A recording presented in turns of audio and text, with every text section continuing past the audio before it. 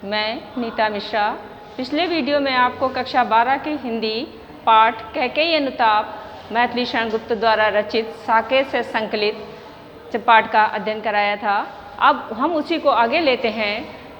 इसमें देखिए, कैकेयी का अनुताप यानी कैकेयी अपने पश्चाताप कर रही है, उसमें आपको आगे चलते हैं कि जल पंजर गत अब अरे अधीर अभागे, वे ज्वलित भाव थे स्वयं तुझी में जागे। अब कैकेयी क्या कह रही है कि ये पंच तत्वों से बना हुआ ये हमारा शरीर ये बड़ा व्याकुल हो गया था, बड़ा अभागा था मेरा मन जो बड़ा व्याकुल हो गया। वे ज्वलित भाव थे, ईर्ष्या भाव मेरे मन में उत्पन्न हुए थे जो स्वयं से तेरे प्रति उत्पन्न हो गए थे। पर केवल क्या ज्वलित भाव ही मन में, पर क्या केवल वो ज्वलित भाव ही मेरे मन में थे, ईर्ष्या भाव ही मन में थे। क्या शेष बचा था कुछ और न इस जन्म में? क्या कोई और अभिलाषा मेरे मन में बाकी नहीं रह सकती थी? मतलब इसके अलावा भी तो मैं कुछ सोच सकती थी, लेकिन मैंने नहीं सोचा, मैंने सिर्फ तुम्हें वनवास दे दिया। इसके अलावा मेरे पास उस समय कुछ भी रास्ता दिखाई नहीं दे रहा था। कुछ मूल्य नहीं वात्सल्य मात्र क्या तेरा।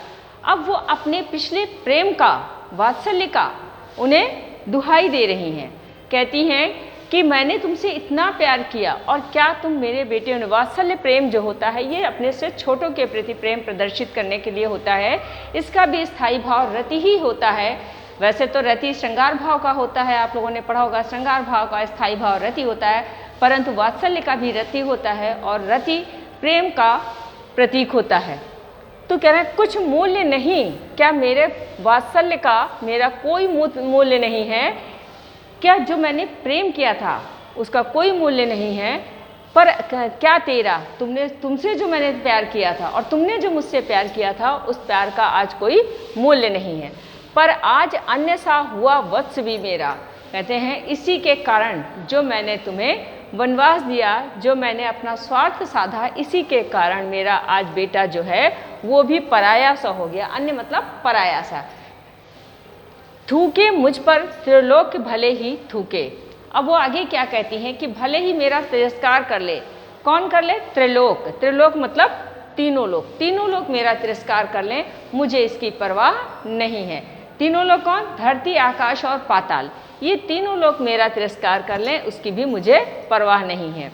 जो कोई कह सके कहे क्यों चूके। कहते अब उसको मौका मिला है, जिसको जो कुछ भी कहना है वो कह सकता है, मुझे उसमें कोई आपत्ति नहीं है। छीने ना मात्र पद किंतु भरत का मुझसे।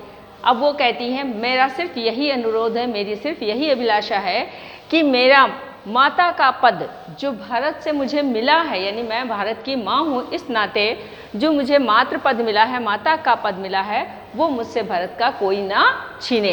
यानी भरत मुझे माँ मानता रहे, क्योंकि भरत ने कह दिया था कि ऐसी माँ नहीं होती है जो स्वार्थ सिद्ध करे। हे राम दुहाई करूं और क्या तुझसे। कहते हैं मैं तुमसे और क्या विनती करूं, मैं तुमसे क्या अनुरोध करूं। दुहाई अनुरोध, मैं तुमसे क्या अनुरोध करूं और क्या कैसे करूं, ये मुझे समझ में नहीं आता। ये प्रश्नात्मक है, प्रश्न चिन्ह लगा हुआ है। कहते आते थे यही अभी नरदेही।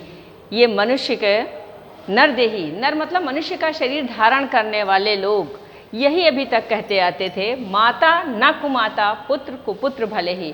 कि माँ कभी भी कुमाता नहीं हो सकती है, पुत्र भले भी कितना नालायक हो जाए, बुरा हो जाए, लेकिन माँ कभी बुरी नहीं होती है। सभी जानते हैं कि माँ अपने बच्चों के दोषों को छुपा लेती है। तो इसका मतलब ये है कि पुत्र नालायक हो सकता है, बुरा हो सकता है, लेकिन माँ कभी बुरी नहीं होती है। लेकिन आज परिस्थितियाँ बिल्कुल विपरीत हो चुकी हैं। क्या विपरीत हो चुकी हैं? अब कहें सभी हाय विरुद्ध विधाता। अब सब लोग यही कह रहे हैं हाय राम, मतलब हाय, बड़ा पश्चाताप है कि हाय, अब तो सब लोग यही कह रहे हैं, विधाता के विरुद्ध ही बातें हो रही। यानी यहाँ पर विरोधाभास अलंकार है, विरोध हो रहा है, विरोधाभास अलंकार है। कहते हैं कि ये विधाता के विरुद्ध ये सारी बातें कह रहे हैं। क्या कह रहे हैं? है पुत्र पुत्र ही रहे कुमाता माता। आज पुत्र पुत्र ही है, पुत्र में कोई परिवर्तन नहीं, पुत्र में के आचरण में कोई दोष नहीं है, परंतु माता जो है वो कुमाता हो गई है। कहने का अर्थ है कि माता के आचरण में दोष आ गया है। बस मैंने इसका बाह्य मात्र ही देखा। अब कैकेयी क्या कहती है कि मैंने तो इसके बाह्य स्वरूप के देखा। क्यों भाई? उसके जो बाहर स्वरूप है, रंग रूप और उसकी आकृति, उसको देखा। दृढ़ हृदय न देखा, मृदुल गात ही देखा। इसके मन की दृढ़ता को, हृदय की दृढ़ता को मैंने नहीं देखा, मैंने तो केवल इसके कोमल शरीर को, मृदुल कोमल, गात्र माने शरीर, मैंने केवल इसके कोमल शरीर को ही देखा। परमार्थ न देखा, परमार्थ परोपकार, मैंने परोपकार नहीं देखा, पूर्ण स्वार्थ ही साधा। मैं स्वार्थ में इतनी अंधी हो चुकी थी कि मुझे कुछ और दिखाई नहीं दिया, मैं इतनी स्वार्थी बन गई थी, मैंने केवल अपना पूर्ण स्वार्थ सिद्ध कर लिया। इस कारण ही तो हाय आज ये बाधा, कह रही हैं कि इसी कारण, जो मैंने अपने स्वार्थ सिद्धि की थी, इसी के कारण आज इतनी बड़ी समस्या, बाधा समस्या, आज इसी के कारण इतनी बड़ी समस्या उत्पन्न हो गई है कि मुझे यहाँ तक आना पड़ा तुम्हारे पीछे, कि तुम वनवास चले आए हो और तुम्हारे पीछे मुझे यहाँ आना पड़े, और आज बेटा भी मेरा पराया हो रहा है। जितनी भी बातें अभी तक कही गई हैं इसमें पिछले पंक्तियों में, उन सारे सार यहाँ पर है कि इसी कारण आज ये बाधा हो रही है। युग युग तक चलती रहे कठोर कहानी, युग युग तक ये कठोर कहानी, ये कठोर क्यों है? क्योंकि इसमें निर्ममता दिखाई गई है, स्वार्थ दिखाया गया, ये सब बुराइयां हैं। तो इन बुराइयों की कहानी जो है ये युग युगांतर तक चलती रहे, यदि आज ही समाप्त ना हो जाए, युग युगांतर तक चलती रहें।